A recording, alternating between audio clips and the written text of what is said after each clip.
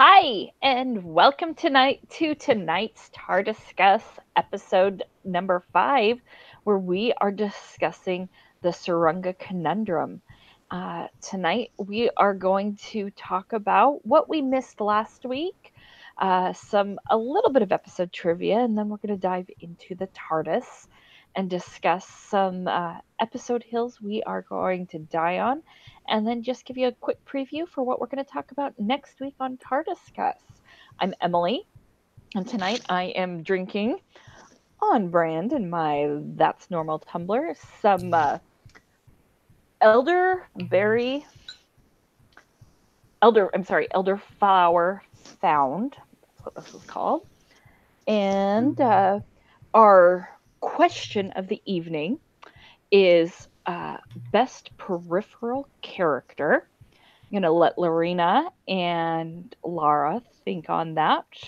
Um, while they work on the socials, remember to follow us on Twitter and YouTube for and Instagram for those things with the hashtag TARDIscuss. My answer is Lady Christina de Sousa from Planet of the Dead, and she's played by Michelle Ryan, and I love her, and I think she'd be a great companion. Lara, what is your answer to best peripheral character? Hello, everybody. So starting out okay, first of all, I'm going to trip over saying this word, but the best peripheral character is, in my opinion, Craig Owens, played by George Corden. That was during the Matt Smith season, so number 11. And he had those 2 episodes, the one in the mall at like kind of the end, and then he had like the baby and everything, and the baby wanted to be called Stormageddon, and it was hilarious. And I think that Matt and James like worked perfectly with each other. So that's my favorite. Tonight, I'm drinking a lovely mixture of cranberry juice and lime seltzer water. So what about you, Lorena? I am drinking a vodka martini thing with cilantro in it. And then my best peripheral character is from the episode Hide, which is when they go into that like haunted house. And it's the girl who is from Call the Midwife, Jessica Raines, her name. And she plays the empath who is called Emma Grayling. So I just think that character is so cool. It's such an interesting idea to have someone who's like an empath and then uses her power to save the day. So, yeah. Awesome. Well, I think there's only one thing we really missed last week. Don't you agree, Lorena? I definitely agree. My left arm definitely agrees. And that one thing is Lara. Lara, we missed you so much. We are glad you are back. Do you have I missed you guys. anything you want to share? So I was out last week, as we mentioned. I had surgery. I had a great surgery. Everything's wonderful and fine, and I'm feeling 1,000% better. And I just have to say that my sock puppet was just so on character for me. You know, she really got to the essence of my being, which is all spiders must die, and I don't care how they die at all. So you can ask the currently squished dead spider in my parents' garage that I made my dad kill earlier today because I didn't want it to get into my truck. It's irrational at this point, but yeah. Also, I just want to say you guys were amazing. You were able to bring up so many things that I heard them happening, and I like saw briefly, but in between the crying and the hyperventilating and the screaming of all of the spiders and all of that, I couldn't focus on it. And then watching you guys and listening to you guys talk about it was just like, oh my God, Chris North's character was awful and terrible, and it was funny because he hated Trump, and like all of that, like it was perfect. You guys did a great job, so thank you both very much for that. You're welcome. Yes, indeed. Yes, indeed. Did you have any thoughts that we missed, like our Harry Potter comparison, getting him off the planet, anything? Yeah, so the Harry Potter comparisons, and also the thing that you guys brought up that was like the and I can't remember the alien's name, but it was the Spider Queen thing when we first meet Donna. That whole thing. I hated that episode as well because it was too close to being a spider. So it like knowing that the option was there, like, well, why didn't they just take these giant spiders off of the planet and let them have their own spider homeworld? That's not an option. Okay. You don't want to do that with spiders. And the reason why is because they could come back. You don't want that. You want the spiders gone forever. That's why napalm is really good if you see a spider in your house. I don't recommend that. Also, don't do that. But you could do that, but don't do that. Don't do that. I'm just going to say napalm is not okay. There was an article or a news story within the last week that somebody set fire to their house or their parents' house. Yes. Because they were trying to get rid of a spider and they used a blowtorch and they literally burnt the house down. Yeah, and I don't mean to laugh because it's awful. Having a house fire is like awful. But I also there have been quite a few times when there's been a very large spider near me and it needs to be dispatched, and the only thing around me is a highly flammable liquid, and I have used it. I'm actually not proud of that. I will go to any length. So, except for squishing, because then they can sometimes attack you. But yeah, like that's a real thing that happened last week, I think. And don't use a flamethrower. You could use one, but don't use one. Okay, enough about the spider. Yeah, no more spider talk. Lara. I'm getting sweaty. Yeah, we'll spare you.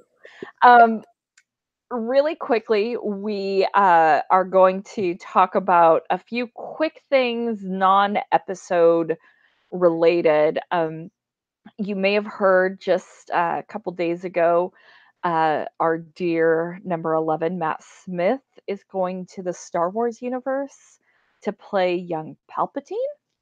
I don't have much more on that because it's under lock and seal. That's pretty wild that they're bringing Palpatine back. So I'm excited to see what happens with that. I love Palpatine. He's one of my favorite characters. But yeah, and I think Matt Smith's like physically the perfect casting for that. So I'm excited to see what they do with it. But I'm hoping it's going to be a Star Wars story and not like a part of the canon trilogy, like an episode or whatever. Yeah, like a Rogue One. Yeah, it said episode 9, so I don't. Oh my! I know, I don't know, but what was you mentioned it, Lorena? What was your favorite line that he said to Padme? Oh no, he doesn't say it. It's Padme says it. Well, yeah, she is at the Senate, and he basically takes control, essentially becomes the emperor in that moment, and she says, so this is how democracy falls to thunderous applause, and it's the best line. Really. It is a good line. It is a good line. And depressing. Yes. Well, for many reasons.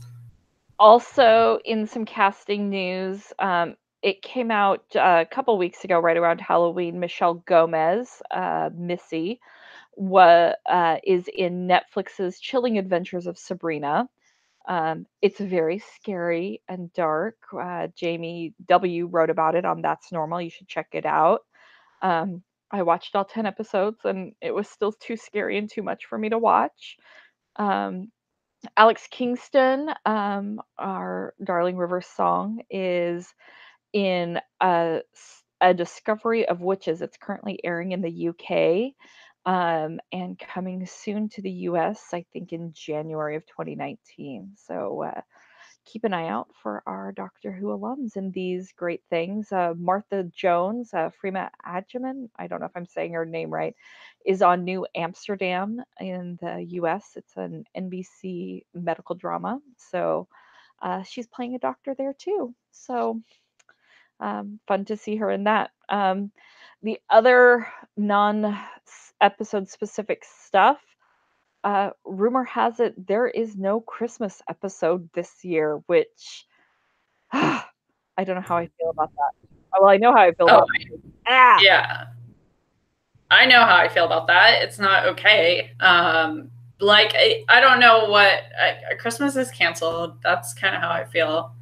Because if we don't have the Doctor Who Christmas episodes, I really don't know how to handle my Christmas day.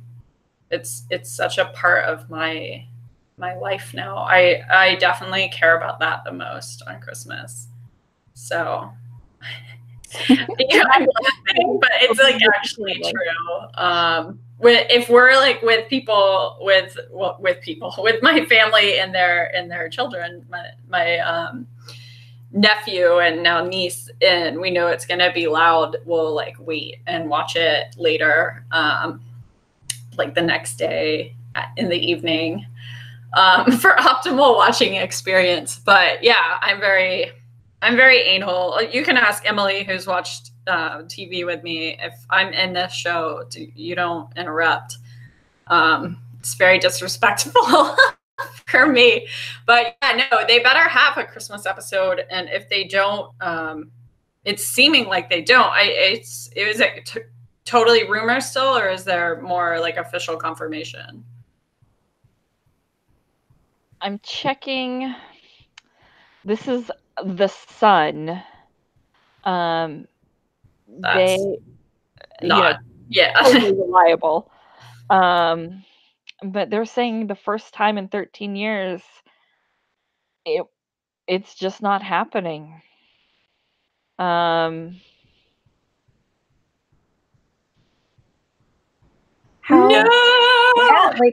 am I my one word for this is lame.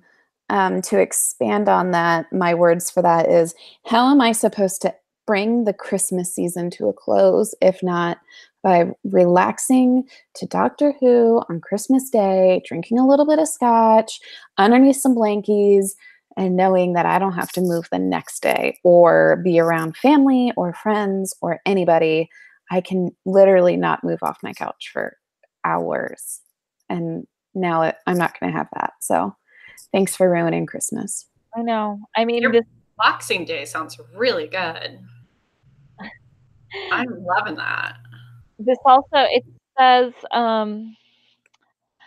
while the cancellation has yet to be confirmed, this is from Bustle, by the network or Chibnall himself, the Mirror reported Doctor Who writers have quite simply run out of Christmas-related stories to incorporate into the narrative. And while that's definitely an understandable reason, coming up with 13 different scenarios is an impressive feat after all. Bullshit. No. I bet if we sat and thought about it for 2 seconds, we'd come up with ideas they haven't used. They use the same ideas multiple times. Most of the Christmas episodes have a robotic Santa in them, or set on the Titanic during Christmas time. Right? That's not Christmas. You don't need a Christmas theme. You want something, mistletoe, that is taking over the planet. Just thought of one idea. There you go. Presents. Yeah, presents that like swallow people up and transport them to a parallel universe or a different time. Like, you know what? BBC, give me a call. We'll write something. We'll work on something. We'll brainstorm. I can come up with a solid 8 ideas. We got this. Yeah, and also you guys love Victorian era, which is when the Christmas tree started. So I'm pretty sure you can go back and find Strax and make it happen. Everyone would be so happy to have Strax back. 10 out of 10, best idea. Madame Vestra, is that her name? Yeah. And her wife. I mean, come on, people. Seriously. This is easy. That's like easy work. I don't even know. Yeah. And it's not, it's an hour, 50 minutes. You can do this. Great. And also, I kind of hate to be that person, but I'm going to be that person. You're a writer. Your entire job is to make up stuff and write about it. It's literally what you get paid to do. Be that person, Laura, because you're a writer too. I am a writer too. And that's why I'm saying that, because you need to just, what did the doctor say in this last episode, friends? She said, you just think of the outcome and imagine yourself there. There you go. Think of the outcome and imagine yourself there. Think of a tree. Give me Strax. Give me my Christmas special. Okay, so we've done the trees. We've done the snowman. Let's do the opposite. You're on a planet that is supposed to get snow, and it's quit snowing. So let's work in some climate change into this. What is making the planet not snow anymore? Why have we lost all the snow? How do we get it to snow again? Guys, we had a Christmas special with flying sharks that responded to opera singing. Okay, and it was a decent episode. I actually quite enjoyed that episode, and not just because of the sharks. I don't know if you can see them on my shirt here, but not just because of the sharks, but because it was actually a good episode. So, like, you can come up with these outlandish ideas and still come up with a great Christmas episode. Yes. There you go. What is one other thing? What's one other Christmas thing that we haven't touched on? Mistletoe. Christmas cookies. Bad Christmas cookies. You know, something like naughty Christmas cookies. Yeah, like little gingerbread men or gingerbread people. Like the gingerbread army from Shrek. Right. Right. There you go. Okay. The gingerbread army. Yeah. And like Nutcrackers. The Nutcracker movie is coming out. And there's so many options of scary, deadly things that were at one time toys and pleasant or cookies. There you go. Life. There's no, it's Christmas. Magic can happen. Yeah. See? Just call up TARDIScuss. All of this. Copyright, that's normal. Yeah, copyright, that's normal. You cannot steal these. But you can definitely give us a call. But yeah, call us. That's my dream job. I've actually said it in an interview that my dream job is to showrun Doctor Who. So we're here. We're here for you. There you go. Okay, let's get into some episode trivia. I will say I had to dig a little bit for this. But Mably is played by Lois Chimimba, I'm guessing. I hope I said her name correctly. But she starred in a BBC show called Trust Me, about a hardworking nurse who loses her job for being a whistleblower. And the main nurse was played by none other than Jodie. And her trusty sidekick was played by Lois. So this was not their first time on screen together. They actually starred in this other BBC show. So it was not, they had some good screen chemistry, I thought. And it didn't air for very long, but they had some good screen time together. So there you go. That was our little trivia that they were already there. So this week in the TARDIS, injured and stranded in the wilds of a far-flung galaxy, the Doctor, Yaz, Graham, and Ryan must band together with a group of strangers to survive against one of the universe's most deadly and unusual creatures. Let's talk about your rating of this. I can't say it. Tsuranga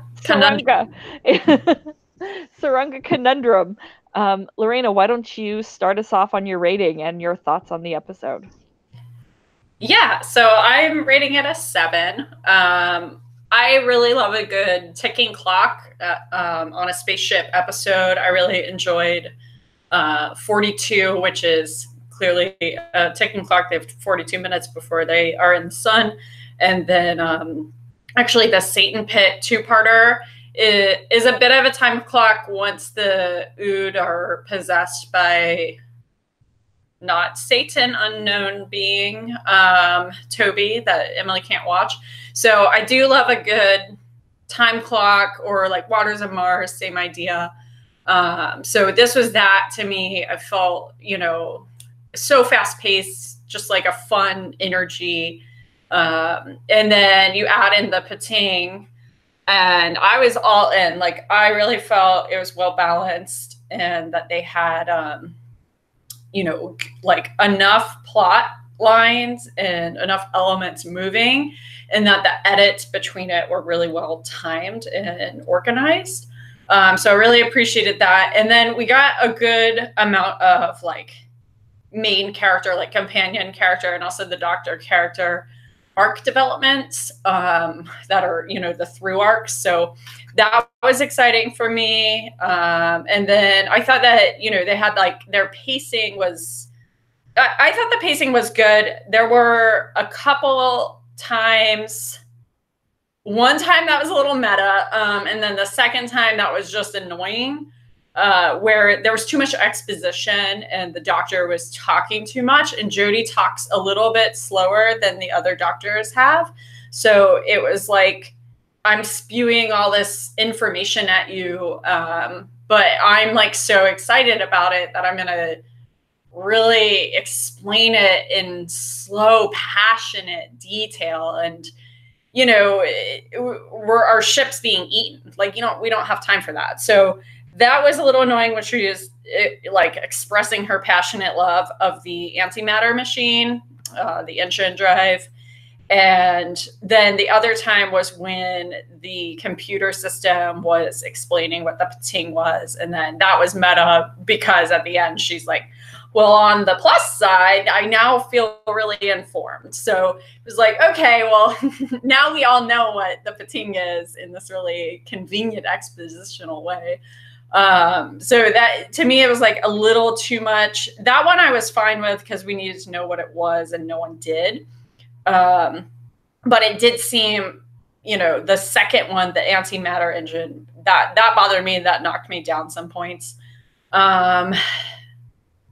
Let's see, anything else? No, I think that was my overall feeling. So yeah, 7 out of 10, Tardai.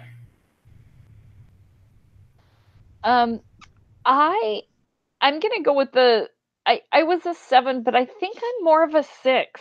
I didn't dislike it, but I felt that there were some plot holes, and none of these are my heels, so I'm just going to talk about them, and you know, once Lara is done we can go into that a little bit more. But like, I really felt that there wasn't enough closure, like getting back to the TARDIS and other things. They didn't explain what the sonic bomb was that went off in the beginning. I felt that how the med ship found them, and how this was the second episode in sort of close proximity to, I mean, we're only on episode 5, where they woke up on a ship after something happened to them, which I felt somebody else would have mentioned. They're like, this is the second time this has happened. Why has nobody said anything about this? And I don't know. I felt that there were just a couple of other plot holes that I don't know. I didn't dislike it. I did like the action, but I felt like whenever the Doctor was hurt, it was only conveniently she was only conveniently hurt. When she started, it just wasn't consistent. I don't know. There were some things that bugged me about it. So I'll discuss more later. So I'm a 6 out of 7. Yes, so I am a 7 out of 10 Tardai, and kind of going a little bit on your like things that they started but didn't quite follow through on, like her being injured. For me, one of the big ones was how she kept saying, "There's no signs on this ship. There's no signs on this ship," and it's like, wait, but aren't you like? Doesn't oh, you know what? I just got it in my own head because the TARDIS is not there. So maybe she can't translate the signs. And there, because at one point when she busts in on the general, she's like, you know, she said, "Oh, the indicator light was on," and she's like, "I don't know any signs on the ship." And so to me, it was like, so is the TARDIS just gone for good? Like, what's going on with this? Anyways, that's my thought on that. But I loved the Pettine, but I hated that he was a lot like Stitch from the Lilo and Stitch from Disney. And yes, that is definitely a reason why I knocked a couple of Tardai off of my rating. I just feel like, once again, you guys are writing for Doctor Who, like maybe come up with something a little bit more not so close to another canon's character. You know, if you wanted to make a creature that's kind of like a gremlin that gets in the middle of all of the wires in a ship and eats it and all this stuff, that's super cool, but maybe don't make your creature look like a famous one from Disney. So that was something that super bothered me. Also, I felt really dumb because I didn't know anything about antimatter, because I didn't learn about that in high school. So thanks, America, for my public education.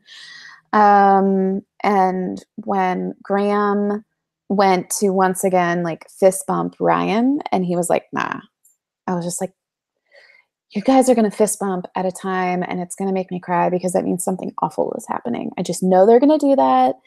And that's another reason why I actually penalized this episode, because I know that they're going to make me cry later on.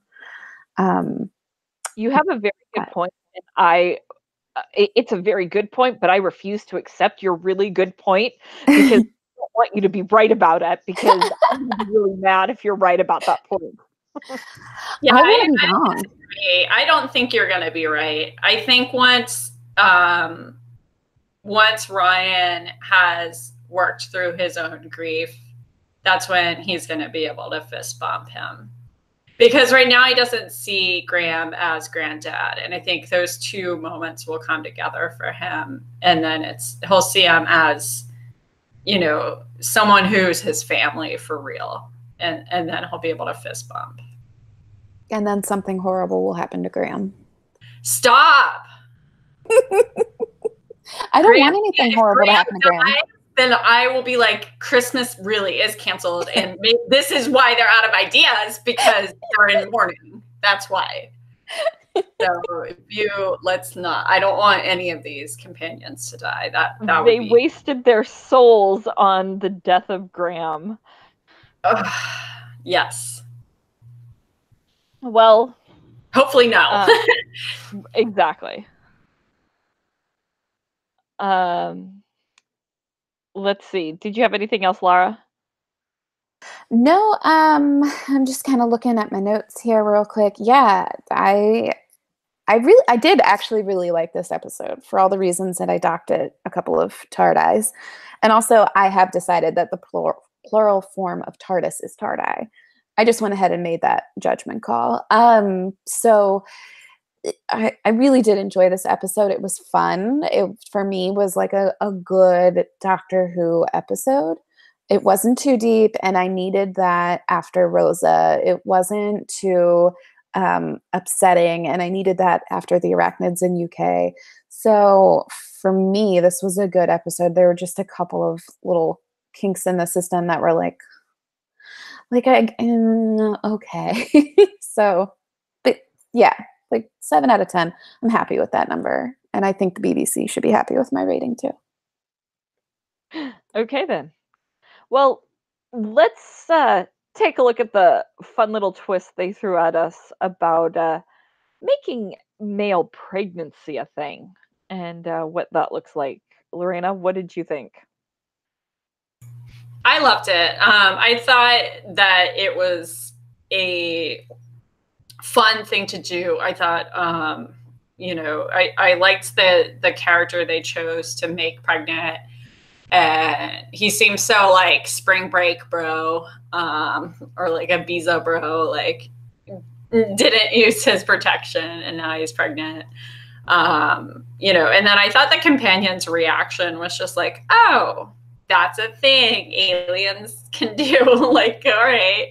But what I really enjoyed about it was how many layers they were able to build into this plot point. I thought to me, it was the most compelling of all of the peripheral characters' stories, simply because of how it interacted with one of our main characters' story arcs, which is Ryan and his relationship with his dad. So I thought that being able to bring that in and really give Ryan that moment to both expose, you know, what happened, how his mom died, why his dad leaving at the time he did was so horrible, and so impactful, you know, so negative for him, beyond just normal leaving, was like great information to learn. Really sad, but really good to understand. And then that, you know, he did it through just telling Yaz,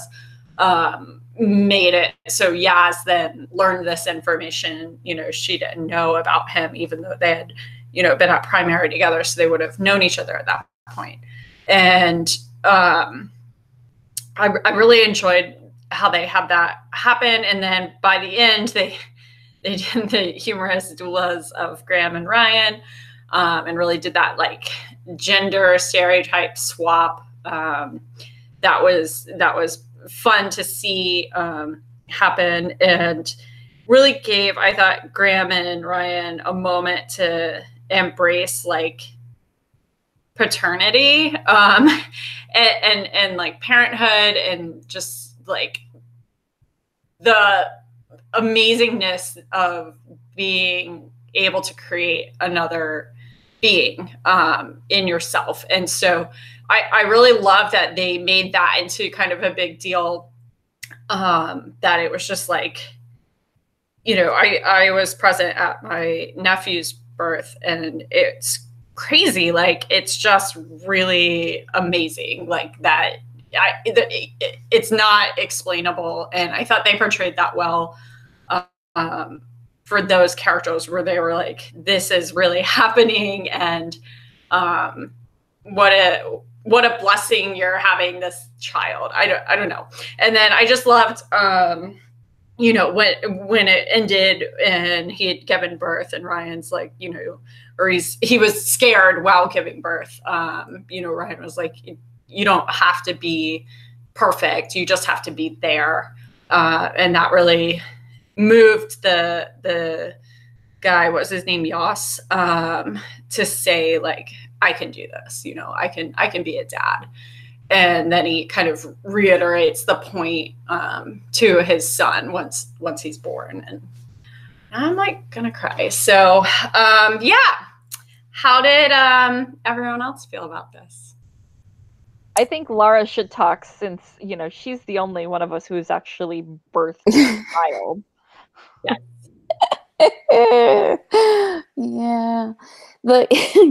I loved this whole scene. When he took that towel off and you saw that giant baby bump, I was like, I'm here for this. I love you, Yas. Like, you're amazing.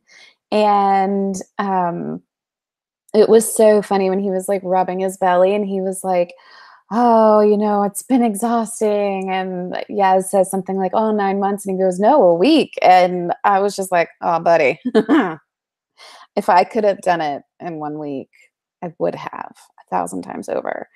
So that to me was like, dude, you need to lady up and get with the program, because it's going to get way harder. But then, like, you know, like you were saying, Lorena, like they started pulling back all these layers on this character, and you find out that like he really didn't mean to get pregnant, and that he actually doesn't mean to keep the baby, that he's gonna put it up for adoption. And you can tell like he's so proud to show off those ultrasound images. And it's also funny that, you know, that far into the 67th century, they're still using that kind of technology to look at a baby.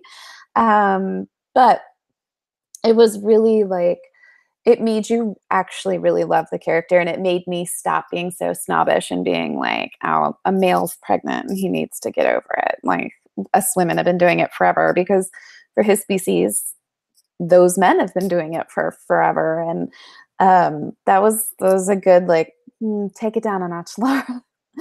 But it was good, like, listening to this male character talk about how scared he is, and seeing Ryan work through the things with his own dad. And you kind of got the feeling, at least I did in the middle of the episode, that he was putting himself in the perspective of his father, and maybe coming to the conclusion that his dad isn't a total D-bag for just kind of running out and not being there for him, and not even showing up for Grace's funeral. And then you see Ryan come to terms with it even more, and he kind of just comes like a full circle, and he's like, no, actually, like, you don't have to be a perfect parent, you just have to be there. And I wish that this was something that, like, birthing centers, doctors' offices, people everywhere would just pound into every new and expectant parent's head, that you don't have to be perfect. Everyone's parenting looks different, and, like, I'm never going to be the parent that takes the time to make, waffle ghosts for my kid on Halloween. Like, that's just not a thing that I'm interested in doing. I would rather read him a scary story, which is fine. Like, if you want to make a ghost out of a waffle, go for it. That's super cool. But, like, everyone has their own thing, and you don't have to be perfect and Pinterest all the time. Like, you can just be there for your kid and give them a hug and a kiss and tell them you love them, and just be there all the time, and you're fine. And that's, like, a thing that every parent needs to hear. And I think that was exactly what Yas needed to hear from the exact person that needed to say it in that moment. And it was really a sweet moment, and it made you care about a character that otherwise you would just have written off as, like, a comedic trope sort of thing, that, oh, it's a male that's pregnant, and oh, it's so horrible. And there were some campy moments when, they were talking about how dire the situation was, and he's saying about, I'm really sorry, but my waters have broken. It's funny because that's, like, the same thing that you hear women say in pretty much any movie that's ever had a pregnant character whatsoever. So, like, it was funny for that reason, and that it was coming from a dude was also funny. But it was also really funny when he was freaking out about, like, the baby bud. I don't know if we ever found out what a baby bud was, but he really wanted one. Huh? Was it a birth pod? Something, it was like when they were just getting ready to, like, do the C-section, and he was, like, screaming for this thing, and how can I do this without it? And Ryan and Graham are trying to, like, talk him through it, and he's like, I don't even know you guys. Like, I don't need, like, you're my doulas, but I don't even know you. And P.S., any person who can have Graham as a doula should totally take him up on that offer, because he's amazing. You guys didn't talk about that he watched every episode of Midwife. I've actually never seen that show, so I don't know about that. But I think it's awesome that he said, but I didn't watch the bad bits. And then he, like, looks around the drape during the section, and he's like, wish I hadn't seen that. Yeah, I can't unsee that one. Yeah, like, Graham is probably one of my favorite characters, right up there with the doctor this season. Like, he's just so amazing. But yeah, like, him screaming for that baby bud, whatever it was, like, I wish I had one during my C-section, because it sounds like it's needed. Well, no, because I wonder if it was an epidural, but then I was like, no, there's no pain sensors. They said that there was no pain sensor in any of that area. Right, and she had put the pain thing, like, on his neck too, because I was super pissed that they get a little thing on their neck for pain, and I had to get a jab in the back. Right. So, apparently the 67th century is the one you want to give birth in. That's where you want to go to give birth. Yeah, if you have the option, 67th is the way to go. Yeah, like, not on an ambulance ship, but yeah, maybe not on an ambulance ship, but What did you think, Emily? all of the above things, like, you guys really covered that. I really thought it was funny. I did see some comments on some of the other Facebook pages for Doctor Who fans that they were like, enough with the, trying to be so PC about, making men understand childbirth, and I was like, oh my gosh, whatever, you guys, be confident in your sexuality. It's okay. But I just loved I love the naming part of it, that instead of placing the child for adoption, that he is going to keep it. And uh, Ryan goes, oh, so you're going to keep him then because you decided to name him. And then he names him Avocado Inkle, and after the great American hero Avocado Pear. And you're like, what? Avocado Pear? Who is that? The great hero? Are you saying that the gift and history logs are all wrong? Yes, actually. So and so I did think then that I'm like, wait, are they in emojis and gifs? And I was projecting about the history of the Gifton people. So Maybe it wasn't inaccurate history. It just hasn't happened in Ryan and Graham's time. okay, That's what I was thinking. Could just not have happened yet. So there's that. Avocado Pear. It's not the worst name. I mean, people are named after fruits all the time. Right. Didn't Gwyneth Paltrow name her kid Apple? Whose kid's name is Apple? Is that Gwyneth? No, Gwyneth Paltrow. Yeah. Ah, I got it right. Yeah, I mean, there's a kid named Apple. You can have a kid named Avocado. Yeah. I like avocados a little bit better than apples anyways. I thought he was saying avocado pit, like the pit of the avocado, and I was howling. I thought that was so funny, and now I'm a little bit disappointed that it's not avocado pit. But yes. I'd have to rewatch it to be certain. You're doubting my certainty? No, because you put on closed captioning, so I did. exactly. So maybe we're doubting closed captioning. I actually looked it up on the Doctor Who wiki also. So. Oh, there you go. Yeah. I have one thing I want to add in this section. Yeah. And that is that how a lot of the other fans and stuff were saying, like, oh, stop trying to be so PC and blah, blah, blah. Like, here's the thing. In a lot of ways, this is sometimes not true, but in a lot of ways, this is sometimes true, which is this. It's Doctor Who, okay? It's not that deep. Sometimes you have episodes like Rosa, and it is that deep, and you need to see those episodes. And then sometimes you have an episode where there's another species, and the males give birth to male babies, and the females give birth to female babies, and that's the way that species works. It's not that deep. It's not about being PC. It's just about Doctor Who and different aliens. Like, come on, guys, get over it. So Quit projecting. yeah, I just had to throw that out there. No, it's good. Let's talk about the general, because I had some questions, and this was a loose end hanging Chad for me. So, what did you think, Lorena? I really enjoyed the general character. I thought she was just kind of like this fascinating hero of their century, and had clearly like piloted during these crazy battles and saved so many lives due to her, amazing skill set. And she was super gifted, like the youngest, pilot. She moved up so quickly, and was the poster child of this like success, and clearly like saving lives, and just like, really fascinating. Like, I wanted this whole spin-off series of her to see, like these are the episodes of the general, and like get this like almost like a Star Trek like saga of, seeing this war played out and her role in it. I really like really bureaucratic stuff. So most people hate that.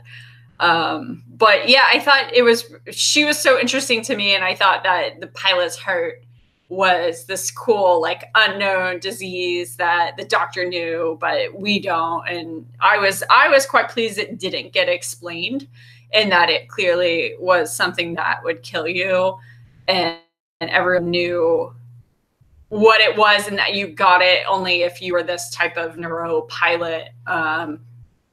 And the doctor immediately knew what might be wrong, and she didn't want anyone to see this weakness, because it would, like, undermine the progress she had made for so many other people. And so I thought that, to me, it was, like, super interesting way to go out, with like that level of dignity. I was a little sad she lied to her brother so much about it, but clearly they had a contentious relationship. I wanted more. I wanted more explored there. So those two and her android were so fascinating to me that we got, like, this peek into their lives, and then we'll never know more. Very sad. What about you? So I loved the general. I thought she was really great. I did spend the entire episode trying to figure out when Ronan was going to turn against the entire crew and take them out. And I feel like I might be, like, brainwashed towards androids at this point. Like, he was a perfectly fine guy and he did good things for the crew. But, like, when he went to go get the extra adrenaline blockers, I was like, he's going to poison her and stab her and kill her. Like, this is it. This is the big baddie in this episode. Like, and that wasn't it at all. So maybe I need to check my anti-android issues that I have. But I also I liked the whole thing where she was this, like, really tough, strong pilot, and that she had heard of the doctor. She said, I think there's a chapter about you. And the doctor was like, oh, different doctor, and, like, walks out and then comes back in and goes, and it's more like a volume. And it was, like, such a great doctor moment. It was just that, like, that ego the doctor can't seem to get rid of. So I loved it. Emily, what did you think of the general? I was in a different camp from Lorena. I wanted to know what Pilot's heart was. And I, just a little bit, like, especially when she then ends up piloting the craft into it. I did like that her and her brother did, reconcile. But I wanted to know a little bit more what caused that rift.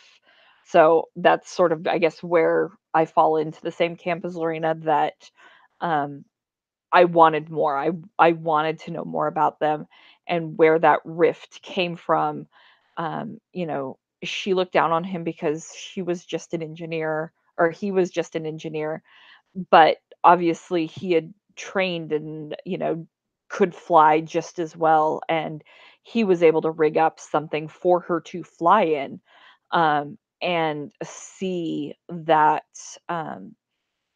he had just as much promise that, there could have been a great partnership. And I understand why she had to die. I just wish there could have been some more between them. I you know I wanted more.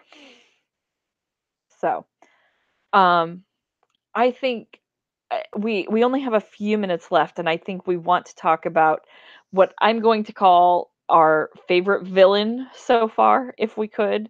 Um, I've got my little stitch right here, and Lorena, why don't you take it first and talk about our little villain, the Pettine. Yeah, I don't know if we call it our favorite, because I don't think Laura does feel that way. But yeah, we all do have the consensus that the Pettine was a lot like Stitch, and that was my first, like, feeling once it. I think it was like that, like Laura was saying, that gremlin, like, quality where it's, like, crawling through everything, and kind of like looking at you like, what are you and how can I eat your thing? So I really enjoyed the Pettine, and what a like problematic monster it was. One thing that I thought was a little weird was that the android, while the android could touch it because he wasn't organic material, like wouldn't he get eaten then? And wouldn't he have a lot of power in him to be an attractive, to me, I felt like he probably had more power than the Sonic, as far as, what's energizing him to keep going. So that was a little, oh, did they think that all the way through? Probably not. But in the moment, that didn't bother me. I didn't think about that until later. So, whatever. But yeah, I did think it was a great little monster, and that they got rid of it in the cutest way. So, yeah. Laura, tell us your issues with the Pettine. Oh, you're on mute, Laura. Almost.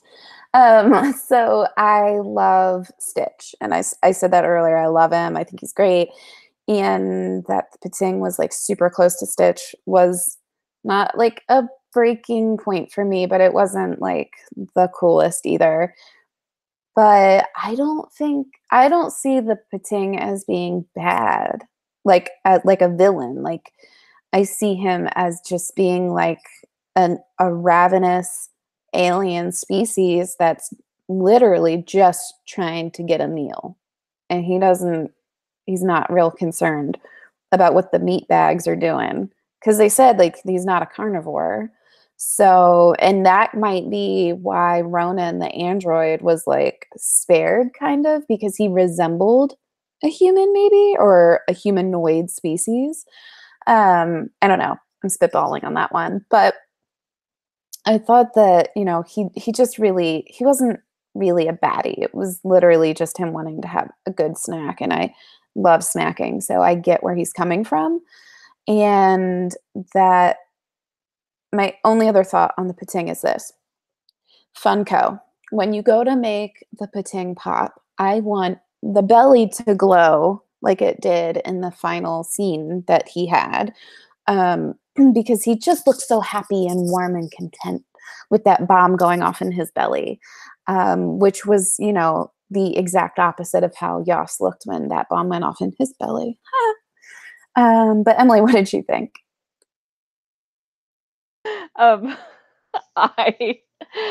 I feel much like, I think he's just like Stitch, and the Pettine just needs his own little Ohana, and he's probably, if Stitch was experiment 626, the Pettine is experiment 115, and just needs to find his Lilo who can lower his badness level.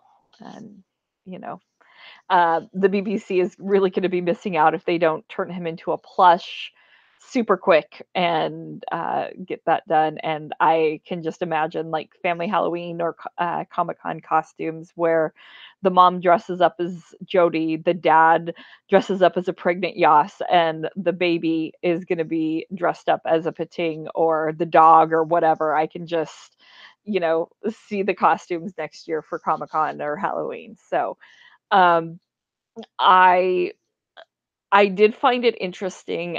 Like Lorena, you were talking about the android, and I'm like, I would wonder if they are trying to make the. I thought about that, the android having, he's not made of organic materials, but I was like, but I would think that they were trying to would make the android feel more human like, but they also have such strong batteries and things like that, that would be a power source. So I too had that same thought. And I was just like, this doesn't make sense. And so I did feel a little bit but lazy writing for that. But we'll talk more about Ronan the Android in the next segment. But I wouldn't call him a villain. I would call him more, I guess, the monster, than the villain. And I just thought he was a cute little thing that just needs a family to love him and hug him and squeeze him. So, um, I think that's all for that. Why don't we go to our episode hills we will die on? Marina, do you want to start? Do you have Yeah, any? I will lead with saying I don't have a hill. I was just really sad that the super, super hot guy died really soon. So much so that I looked him up, and his name is Brett Goldstein. And he's just really pretty. He's a comedian, so I'll probably never watch anything else he's in because I never watch comedy. But it was very sad he died because I wanted to enjoy looking at his beautiful face all episode. And I also thought he had a good, like, chemistry is not the right word, but good, like, relationship with the doctor, that they were kind of equals. And I liked when he was like, you are being hostile because my responsibility is to protect the people on my ship and get them where they need to go. And as soon as he said that, it like clicked for her because that's what she's doing. And so she was like, okay, you're right. I am being hostile to your goal, and I'm a guest on your your ship. So, but yeah, don't kill the beautiful guy first. That's just mean. I am last minute changing my hill that I'm going to die on because I really like Astos, and that was my original hill because he died. The fact that like he called out the doctor for being selfish, and she was like, "Actually, you're right. I am being selfish. I'm sorry. I'll stop being like this right now." So that's not so much my hill because I kind of get why they had him die. But my hill that I will absolutely die on is that the Pettine is Stitch. Like they could have done better with that. So that's where I'm at. Wow. How about you, Emily? My hill is Android Ronan and how he was treated by Dirkus, the pilot's, or yeah, the general's brother. And I feel sort of towards the end that they had earned sort of a mutual trust. And instead of shutdown, I feel that Dirkus could have found a way to do something instead of shut down, and should have taken him back to do something. I get that he's an android, but like that's his purpose. Keep him going. Do something else. They found something else, and um, the brother and sister didn't have much of a relationship, and in order to continue that relationship, maybe he could have done something and said, "Come, do something with me. Work with me.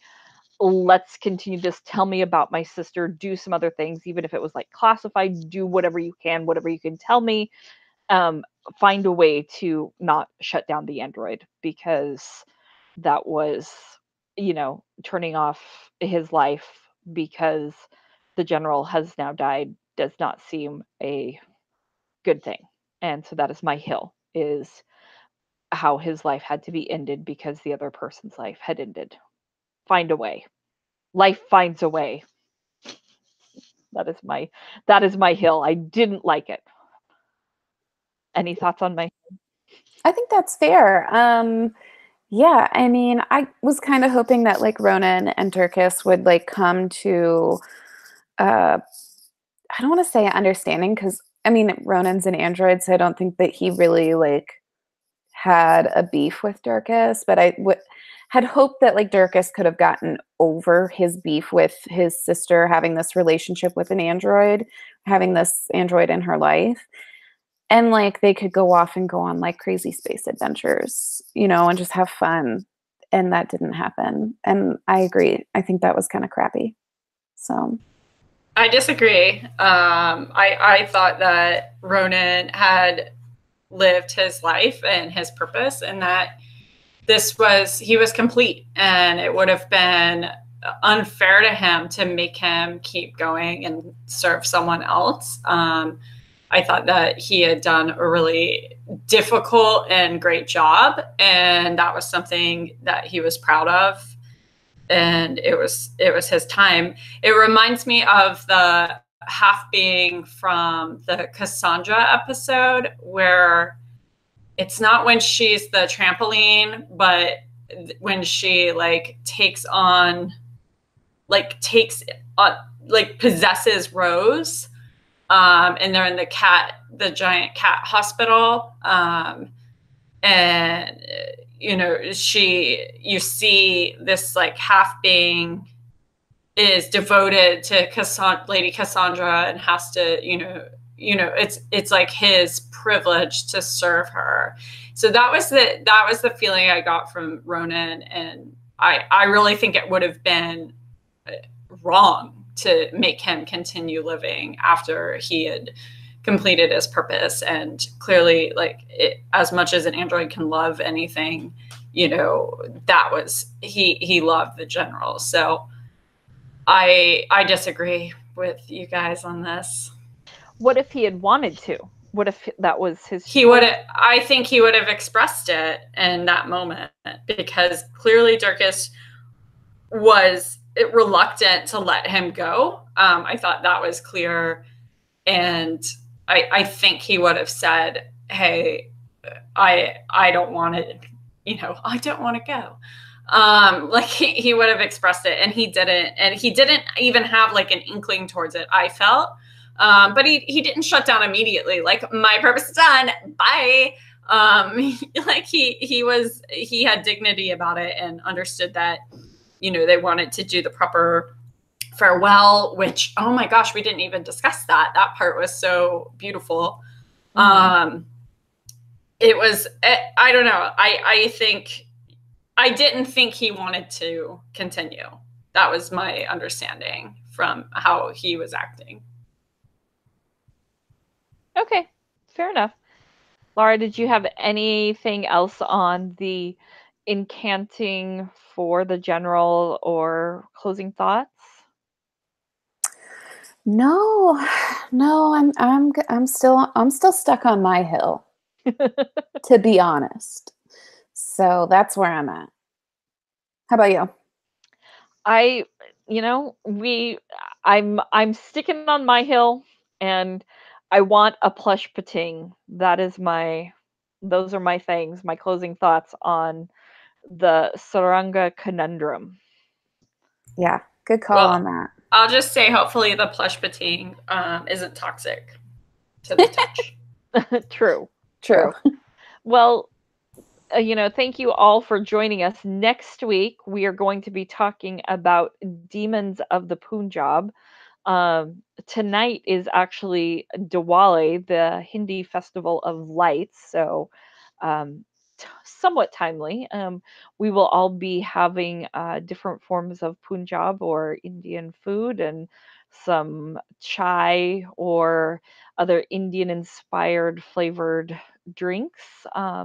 We hope you will join us next week, and look forward to discussing Demons of the Punjab as we find more out about Yaz and her grandmother.